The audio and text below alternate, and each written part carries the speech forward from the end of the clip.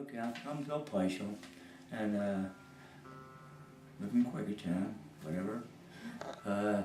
Now, I didn't go into the war until August the 9th, 1944, because I worked on a farm and got discharged because my two brothers had been in and I was needed on the farm. But then August the 9th, 1944, I was drafted. I had an idea what was taking place in the States, but going overseas was something else. None of us knew what was going to happen. The thing is, when we trained here in the States, we were trained to hate the Germans. When you trained, you really, and they drove that into you, that you would hate the Germans, you want to get rid of them. And the thing is, that I didn't realize, in all the Germans, there's a lot of good people over there. But it was the Nazis, that was a partial group. And you hated them. And they were in a uniform, and you'd see them out there. And if you pushed them back 100 yards, well, that was 100 yards we had. I think everybody, even here in the States, everybody got involved. The families at home, they all got involved with, and they knew it was a war that had to be fought. Because it's a man's man, and you had to get rid of them. And I hope I was responsible for some little part to get rid of them, but I don't know. That evening, they had wooden bunks, just wooden plank bunks, 2 deckers. And we got to meet some of the fellows that had up in the front lines. And they came back and told us what it was like up there. That 88 was a wicked weapon. We didn't have anything like it. Of course, when they took us up the next day, there were 2 rubber benches on this open truck. It was cold, and we had a gun. We were well equipped to go up the front line. And I just kept looking at these guys. I said, we're not all coming back. And usually in the States, when we would go out to bivouac or whatever, and you'd have all the GIs on there, and they were all jolly. Somebody would start a song, you'd think about it, and pretty soon you heard them all singing and carrying on. Well, this time, those guys, you didn't hear a word of them. They were scared. I was scared. And because we didn't know what we were going to face up to. I felt sorry for some of these young fellows. They just came out of high school, they came from the city, and it was hard for them. I felt sorry for them. But no, I could handle that pretty well. And, but it made a difference. The fellow was sitting right next to that tree, and he was eating his C rations, K ration. And he took his helmet off because he sat on, used as a seat. And a piece of shrapnel came down here in the middle of the head, killed him.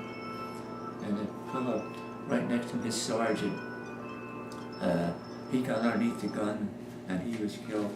And so we managed to get back on the truck, and that gun was knocked out, and we managed to get back. It was 10 miles back on the front line. So anyway, I was fortunate that I got out. That's why I hate wars. I feel that if there's one way out, any way out, let's try it. And if we get people to the conference table and discuss it and settle it that way.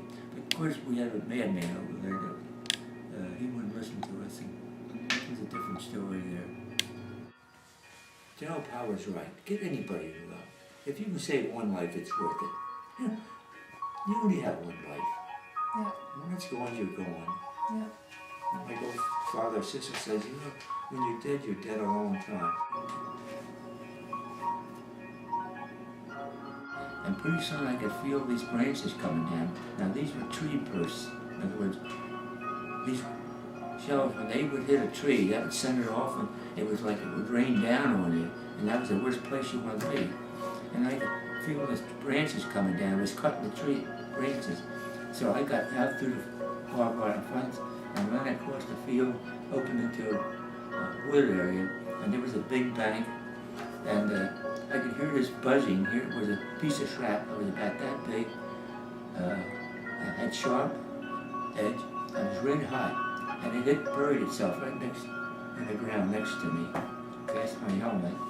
And I dug it out, and when it cooled down, I carried that for many times till as something to carry with me. When the war was over, the lights, everybody turned their lights on, and they could.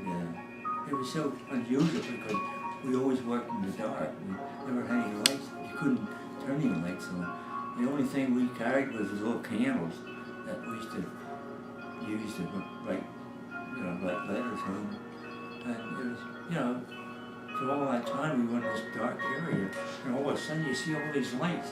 That was impressive for one thing. So I think it made me appreciate the life we had. We were pretty nice. We went through a depression, but made me feel that that was better than going over there to fight a war. And but living on a farm because we always had something to eat. We always had a roof above it, and we were satisfied with that. Today, we want a little bit more. Forget what you lost. Think about what you left over and make the best of it. Let me see if I can find some pictures of it. So that would be along the lines of what you want future generations to remember about World War II. Well, it's amazing I never talked about it.